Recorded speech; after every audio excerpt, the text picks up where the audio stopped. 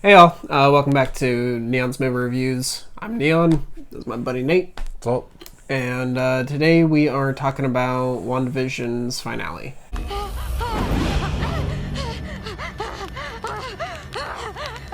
And I was told you were powerful. Before I dive into this, just want to say if you enjoy this content, please give this video a like. It really does help out the channel. And make sure you do subscribe to be notified of all the new stuff that we're going to be talking about, the new Marvel series, and yeah. But I have some thoughts on this episode. Yeah, I know you do. Why don't you go ahead first? All right, so last episode, I was not a fan of. No. You were, and I was such a Bill Burr's dog, and because I was one of those people that really wanted the whole Mephisto thing to come through. Yeah. But in the end, I kept asking myself the question, well, I can't say they're not being creative. They're not carbon copying something. They're obviously being more creative than carbon copying something. Right. So, upon further viewings, I went back and I enjoyed it a lot more. So, I was excited for the finale. I enjoyed the finale. Because I had learned to accept that I wasn't going to get what I wanted already. But there were people who were still holding out hope. And I think that those people ended up being disappointed. Not quite, Rise of Skywalker disappointed. No.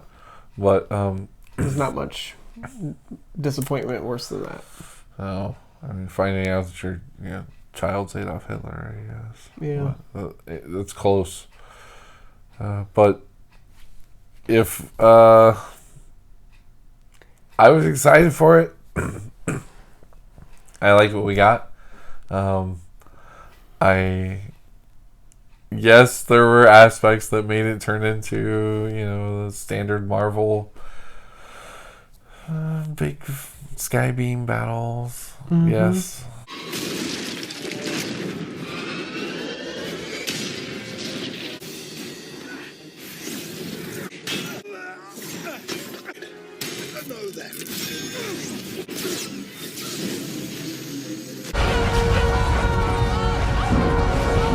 Yeah, it happened. It's a comic book concept. I'm going to accept that that's going to happen in the Marvel universe. Like, I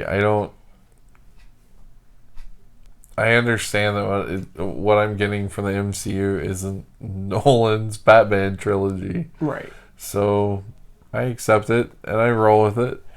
So, and there were certain aspects of this. I mean, I don't know if we're talking about specifics yet, but no. There were certain aspects of it that I really loved. Really paid off for me, and I really liked. And I'm excited to see. Wanda's apparently not going to pop up again until probably Doctor Strange. Doctor Strange. Yeah. I feel like there may be an end credit scene or something somewhere. Well, Spider-Man. Yeah. Spider-Man or Eternals or Shang-Chi. There's many. That won't be out before Strange, though, will it? I think so. I about 50-50 on this one. I really like the WandaVision and family stuff. We could never truly leave each other, even if we tried. So long, darling.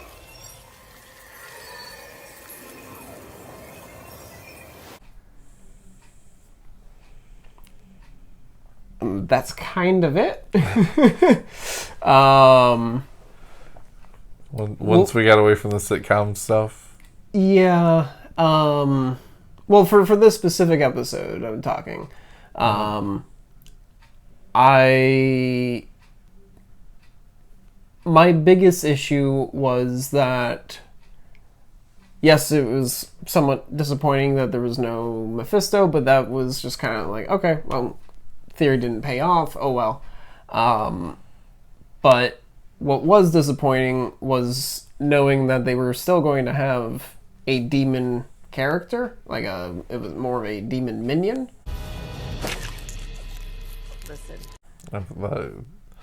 The rabbit. Yeah. Scratchy. Senior Scratchy. And, which would have been more of a underling type character. Not an actual intelligent being. Right. So hinting at a relationship between somebody higher.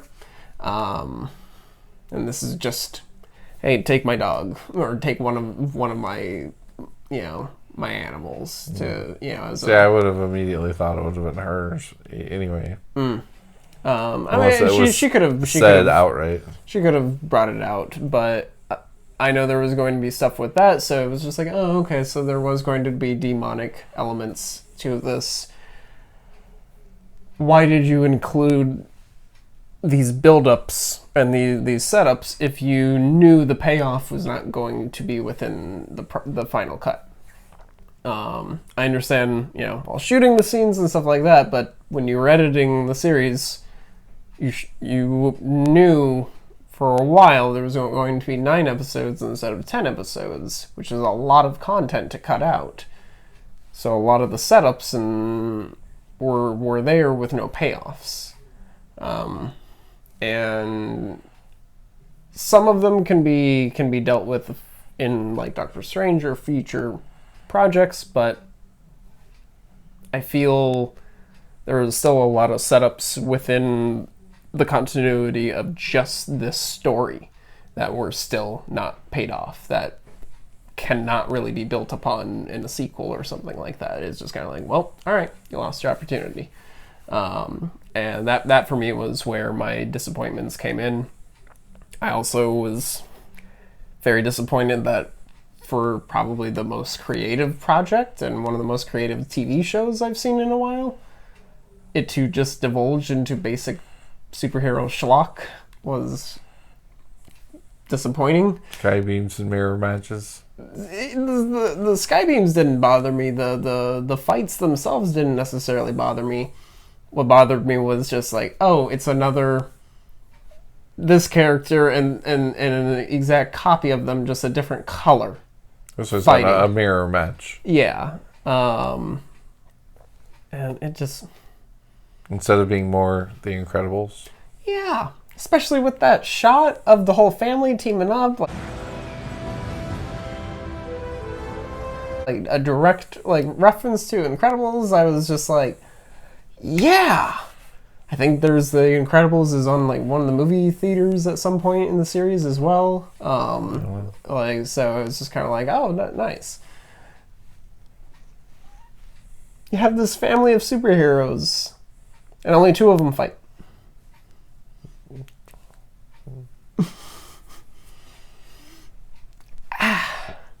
Come on, Disney. You made Super 8, you made Incredibles. Those are some of the best superhero stories out there. You know the formula. These are the formulas you've been using for these movies. How can you not deliver on that? And I get it with COVID restrictions and budgetary cutbacks and stuff. I get it, but at the same time, I also remember the original slate where Falcon and the Winter Soldier, then WandaVision, then, the next one was going to come out. So you could have finished it if you kept the original release slate and just pushed the entire release slate a little further back to account for Falcon and the Winter Soldier. It would have been 1 month, roughly, that they were out. Or actually, no, 2 months out. But you could have completed that, and the fact that the director of the series also was kind of saying before the finale came out, it was just like, yeah, I think fans might be a little disappointed with this one, with the finale.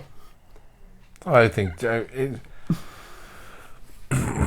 yes, there's the whole commenting on the theory aspect, but at the same time, not just that, but I mean, is another build up. Right. And when you have something built up, there are going to be people that it's not what they wanted or where they thought it was going, and whether it's creative choices or how it looks, you know, like, oh, I didn't like this about it, I didn't like that about it, and you know,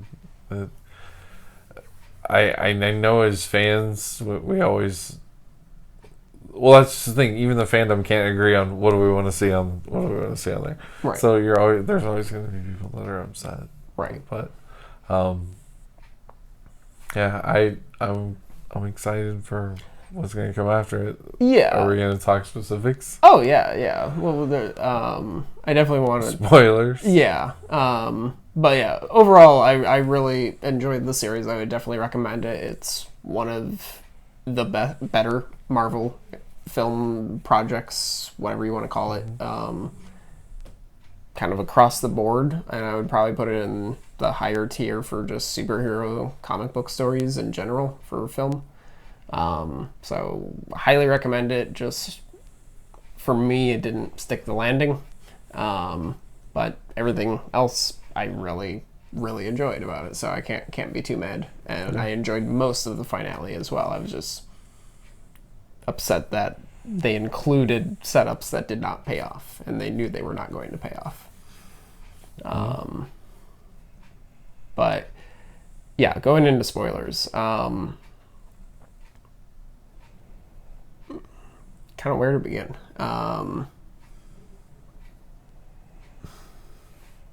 Start at the beginning. I mean, so we learned that her power, or Agnes's power, is absorbing other people's powers. Right. And so it's showdown time. She starts absorbing some of Wanda's powers, and then. Well, we were shown that in a previous episode, I thought. Well. With the Coven, right? But we're shown it with Wanda now. Yes, with her hands starting to darken. Yes, every time, and you know, Agnes is egging her on. I mean, I know that for you it was, you know, different color, same fight. I think everybody else. One of the big disappointments for them is going on next door with Monica and Ralph. That was another one. Ralph Boner. Ralph Boner. Yeah. If they wanted, all right. First off, I don't think most people would have known that the writer has a connection to Growing Pains. Right. And then in Growing Pains, Mike Seaver's friend's nickname was Boner. So you got to know all that to get the payoff for that joke. But on top of that, wouldn't that have made more sense to have, if you're going to shoehorn that joke in, shoehorn it in somehow into the set it up, yeah, into the Full House / Growing Pains episode. You know, the '90s episode where there was the puppy or something. I mean, like, yeah, that would have been the spot for it. Well. And on top of that, for me the biggest issue, I know a lot of people are upset about like the tease and like, oh look, you know, like we're playing with the Fox universe and look at the potential here, and like I knew they weren't going to bring in the Fox universe. Like there's too much baggage with that. Like it's a fresh slate. Deadpool's coming over. Probably a couple choice characters are going to come over, but that's it. Well, and they've talked before that introducing the mutants. I know that they're saying they're not doing phases anymore, but when they were using the terminology, it would require its own phase. Yes, like that's an event. Like that's not something we're gonna shoehorn into something. And so I never bought that was, or that never was something believable for me. That this is how they're gonna introduce. You know, like, okay, I mean, it's interesting. I like the casting, but I always thought it was somebody different than what we were being told. Oh, yeah. For me, the biggest issue, though, is the the basis for the concept and the entire payoff of this somewhat somewhat interesting character. So with the inspiration, the director really enjoyed the Trevor Slattery Mandarin twist in Iron Man 3. Right. And it was just like, that's awesome. That's a genius idea. Which I agree. I was really well done in that. Regardless of fan reception, I personally feel that way. And I'm allowed to, as somebody not making a commercial product for billions of people to consume. Right. Knowing the fan reception and how widely hated that film is, specifically for that twist, problematic to do it with one of the most beloved fan characters of the Fox X-Men universe to do the same thing. Well, and that was one of the points that my friend had brought up to me, that they're not going to introduce One More Day. They're trying to undo all of that in the comics right now. The fans hated that. It was so un-Peter Parker. Yeah. You can't have... And after I thought about it for a while, I was like, okay, you're right. He's like, I never believed that was the route they were, the Mephisto was going to come in, and that was what the next... But, I thought that would be neat to see that play out. Right. But I didn't... In the end, I'm not upset that I didn't get that route, but there were, like, okay, like... If the setups pay off in Doctor Strange and we get demons there and stuff like that, which I am expecting, especially with them stating this is the first horror film that they're doing. Well, we've also had Dormammu. I mean, I don't know if he's a demon. Not technically a demon, but yeah. he's cosmic. Right, cosmic evil, But, yeah. The Vision on Vision battle, that for me, both parts of it was a highlight. That one, I was upset that it was just like, really, you guys are just pairing them up, but that one was visually entertaining for me because of how the power sets are. Right, with the phasing.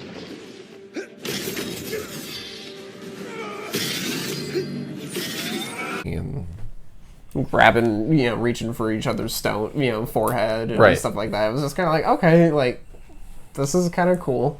I enjoyed the philosophical discussion between the two of them. Reminded me a lot of the Ultron Vision conversation, which was one of the highlights of that film as well. It's like...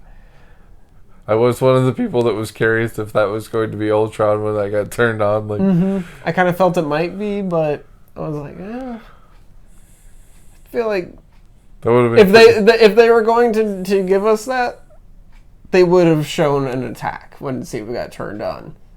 They wouldn't have just left us with that tease of, oh, is he going to be bad? Right. No, we're going to show you he's bad, and that's the cliffhanger. Right. But the Ship of Theseus discussion. You are familiar with the thought experiment, the Ship of Theseus, in the field of identity metaphysics? Naturally. That was fucking awesome. And at the end, obviously, the the true physical vision, decides more than ever. I guess that conversation plays out. Like, made a determination that he is the true vision and he is not the true vision, simultaneously. So right, yes, the memories, but that not doesn't the give the emotion. Right, It's not the same thing. Right.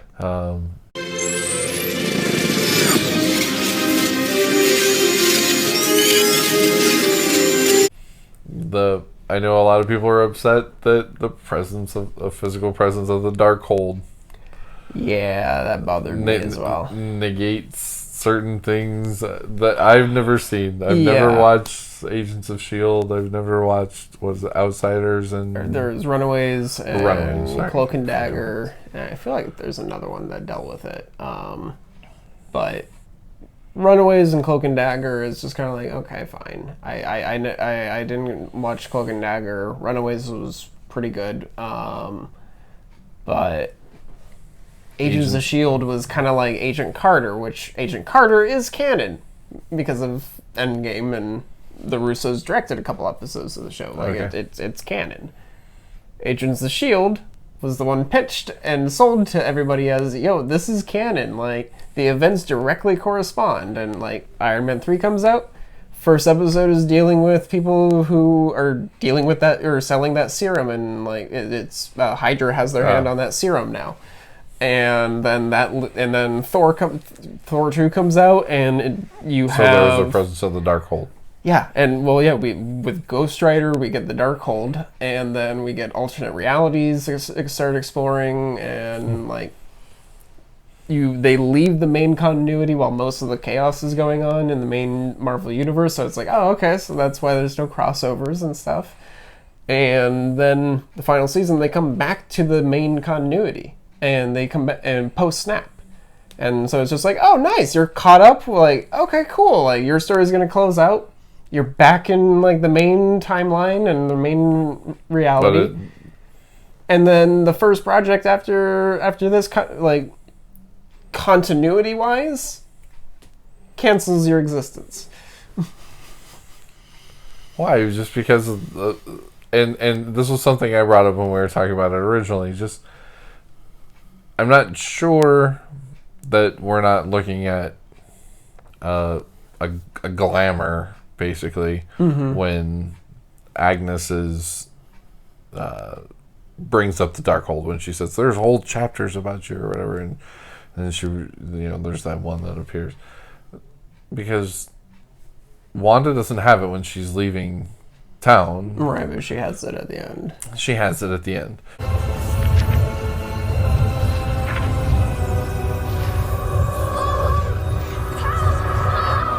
So just because it may have been returned, maybe this was kind of our tie-in with Doctor Strange, that she went and she stole a book that she wasn't supposed to have. It wasn't Agatha who stole it. Agatha just had peeked at it before and knew some pages. Right. Okay. Or there's just the legend of it, She created a vision of what it looked like.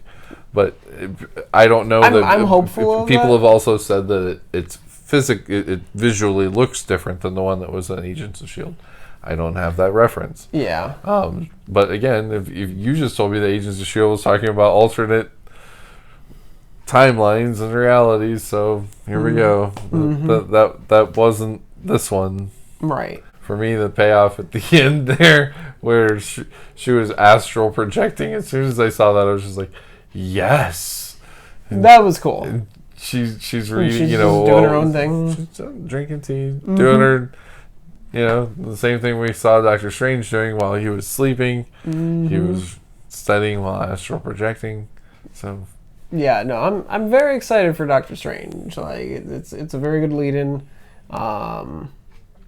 I'll be honest, I'm excited to see what they're going to do with Falcon and Winter Soldier. Oh, yeah. And all these things, there's a ton of things coming up. Yeah, but there's only a few that I'm just kind of like Miss Marvel. I'm just like, I know Miss Marvel's going to be a little more kid aimed, and like teen aimed, and I'm just kind of like, with me with a daughter under 10, it's probably going to be required watching in my house. Yeah.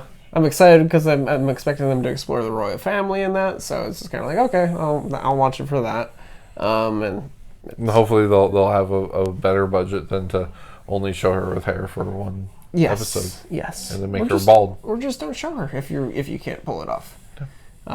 Work with your budget. Work with your limitations. That's right. That's right.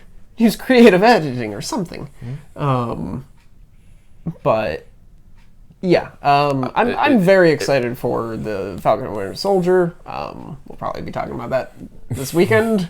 That's this Friday. Yeah, maybe next week. But yeah, we'll be talking about that very soon. And depending on the quality of that, maybe a weekly show, maybe a whole series recap. We'll play that by ear. I'm hoping it's good. If it is, fuck yeah, we'll continue on. Yeah, overall, I'm really excited for what Marvel's got on their plate. I have some concerns by certain things that happened on this. But I'm excited. yeah. But do you have anything else you wanted to talk about on this one? No, I am fine with it. With the series, I highly suggest it. Yeah. It's tonally very different from first half to second half, but it was so good. As you said, one of the better things that Marvel, in my opinion, has put out in a while. Yeah, no, definitely. But yeah, with that, that's going to wrap this up. Again, if you enjoyed this video, definitely give this video a like, and make sure you subscribe.